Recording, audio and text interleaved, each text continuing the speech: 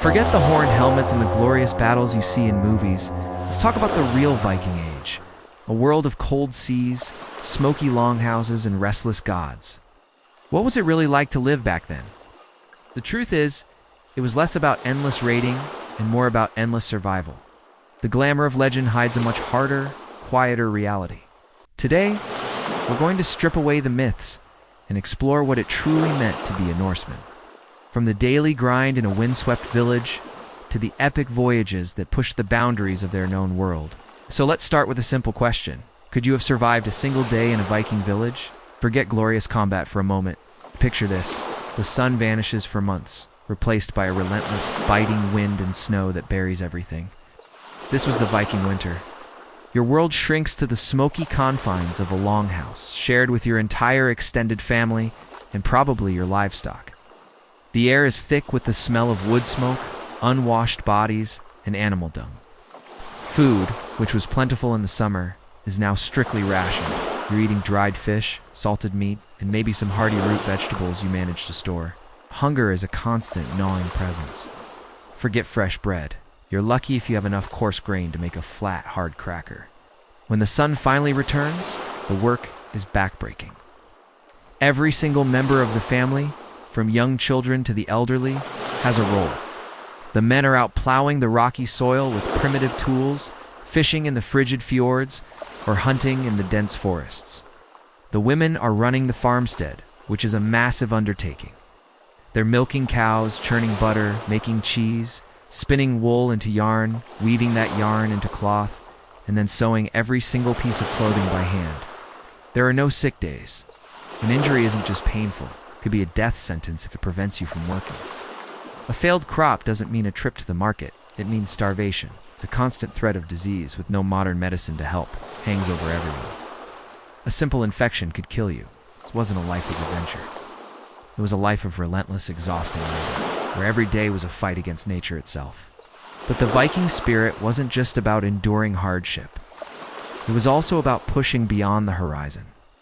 And no story captures this better than the saga of Leif Erikson and his voyage to a place he called Vinland. We often picture this as a grand, heroic expedition, but the reality was far more daunting.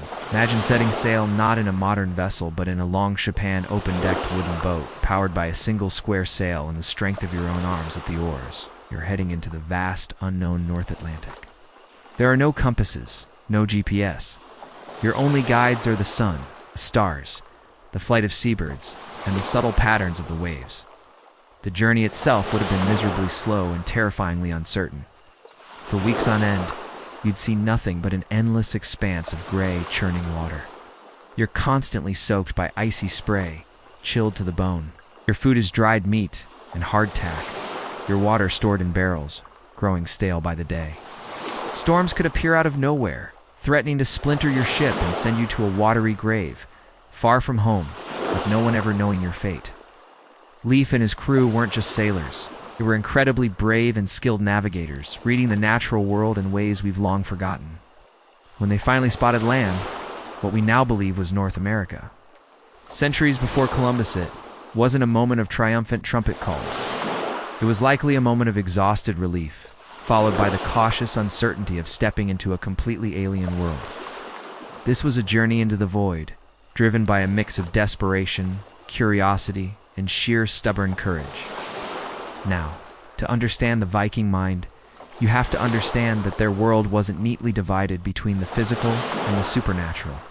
For them, magic, myth, and daily life were completely intertwined. Odin, Thor, and Freya weren't just characters in stories.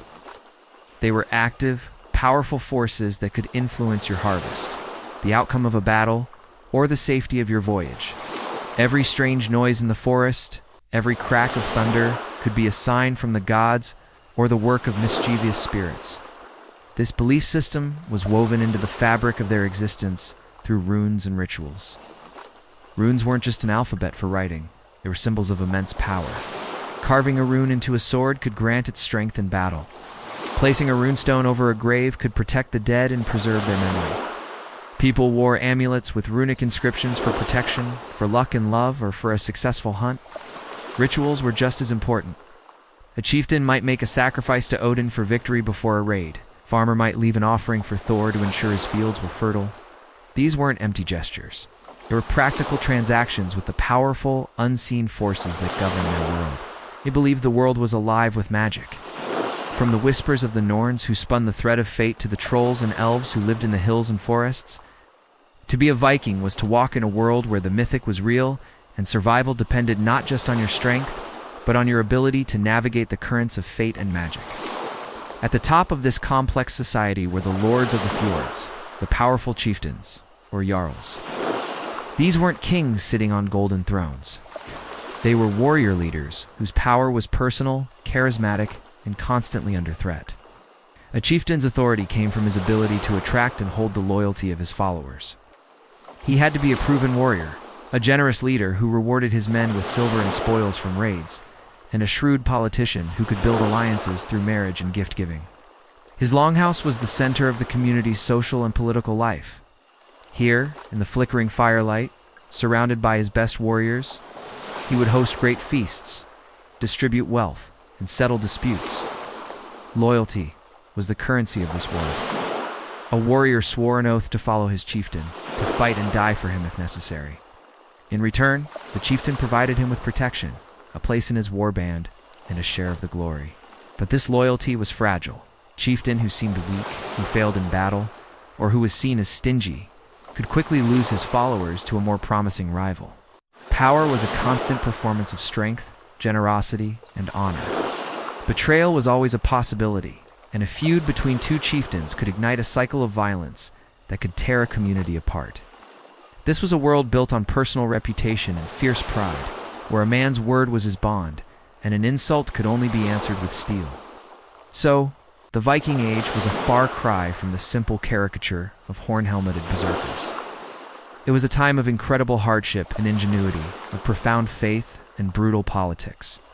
It was a world where survival meant enduring the harshest of winters, where courage meant sailing into the unknown with only the stars to guide you, where magic was a part of everyday reality, and where power was earned through strength and loyalty. The true legacy of the Vikings isn't just in the lands they raided, but in the fierce, resilient spirit that allowed them to not only survive, but to thrive in one of the most challenging environments on Earth, leaving their mark on history forever. Thank you so much for joining me on this journey back in time. If you enjoyed this glimpse into the real Viking world, don't forget to hit that like button, subscribe to the channel, and ring the bell so you don't miss our next historical adventure. Let me know in the comments what part of the Viking Age fascinates you the most. See you next time.